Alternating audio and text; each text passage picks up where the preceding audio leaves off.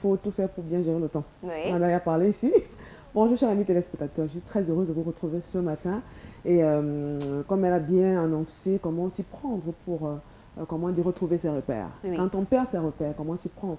Donc aujourd'hui, tout simplement, on va planter le décor en parlant des causes. Ah, d'accord, merci. Et vendredi, on parlera de comment réellement s'y Retrouver ses prendre. Je sais repères. que vous m'écoutez et que vous passez certainement par des moments troubles. Vous posez des questions. Où suis-je vraiment? Est-ce que je suis encore en train de faire ce pourquoi je me suis levée en début d'année, Oui. ou bien en milieu d'année, ou bien il y a de cela 2 ans, 3 ans, hein, et il peut arriver que tu perdes tes repères. Qu'est-ce qui en est souvent la cause? Alors je vais nous citer quelques causes ce matin. Il peut arriver qu'il y ait un changement d'environnement. Parfois le déménagement, hein, c'est-à-dire quitter d'une ville à une autre, d'un quartier à une autre, peut t'amener à pouvoir te défocaliser, à changer de repère. Donc le changement des circonstances aussi, hein, peut t'amener à pouvoir, à un moment donné, tu as l'impression que tu es passé à côté, tu t'es perdu, pour faire simple. Autre cause, chers amis téléspectateurs, un manque de clarté. Oui. Je ne le dirai jamais assez ici. Il est important d'avoir une vision, d'avoir des objectifs bien précis, hein, de savoir pourquoi est-ce qu'on se lève chaque matin. Mais parfois, ça manque de clarté. Et le fait de manquer ce manque de clarté, effectivement, t'amène à ne plus te retrouver. À ne plus te retrouver. Autre cause encore, il peut avoir un manque de confiance de soi. La base, dans le développement Oui. personnel, Oui, vraiment, c'est avoir la une bonne confiance estime en de soi. soi. Oui. Dès qu'on l'a perdu, on se perd. Oui, absolument. On se perd. Et tout se passe dans la pensée. C'est dans le tibia, comme on dit chez nous. Le Cameroun, tibia chez nous, c'est la tête. Voilà, Donc, on parle en mode dès que camerounais. vous vous laissez envahir par des pensées négatives, parce que quelqu'un vous a regardé, un genre, comme on dit au Cameroun, c'est-à-dire Oui. le regard de la personne, directement te laisse influencer et ça brise quelque chose en toi, hein, et ça crée un manque de confiance. Oh là là, non, tu es une belle âme, tu es une belle personne, hein, tu as quelque chose à donner.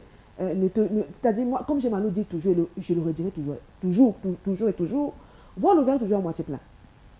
Toujours voir le verre à moitié plein. Tu es une belle âme, tu es une belle personne, donc travaille davantage sur toi, ton estime de soi. Donc voilà une des causes, Oui. le manque de confiance en soi. Autre chose aussi, le changement de valeur de priorité. Parce que tu n'es pas focus. Parce que quelqu'un a donné un point de vue, directement tu changes. Tu changes tes valeurs, tu changes tes priorités.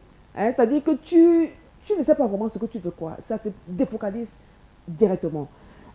Autre chose aussi, parfois on a besoin de soutien, Christy, parce qu'on ne vit pas en vase clos, en Absolument. autarcie. Oui, On a vu ici l'intelligence relationnelle.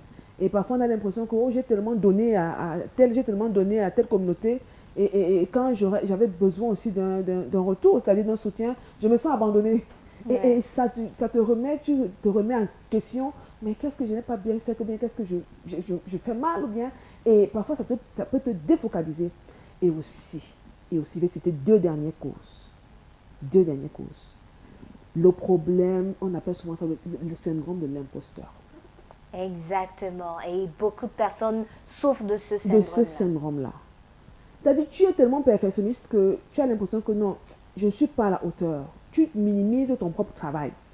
Tu minimises toi-même que tes compétences. Dès qu'on va dire, allez, X, c'est à toi de faire ci. Si. Qui, moi? Qui, moi? Si je suis capable, est-ce que je peux même? Donc, quand on parle des gens qui peuvent faire ça, on parle de moi aussi. Voilà. C'est pas bon. Le syndrome de l'imposteur. Je t'encourage à aller davantage fouiner sur la question du syndrome de l'imposteur. Et si le temps nous le permet, de ces 4, on pourra aller en profondeur là-dessus. Absolument. Et pour sortir des causes, c'est les crises existentielles. Les questions d'ordre existentiel.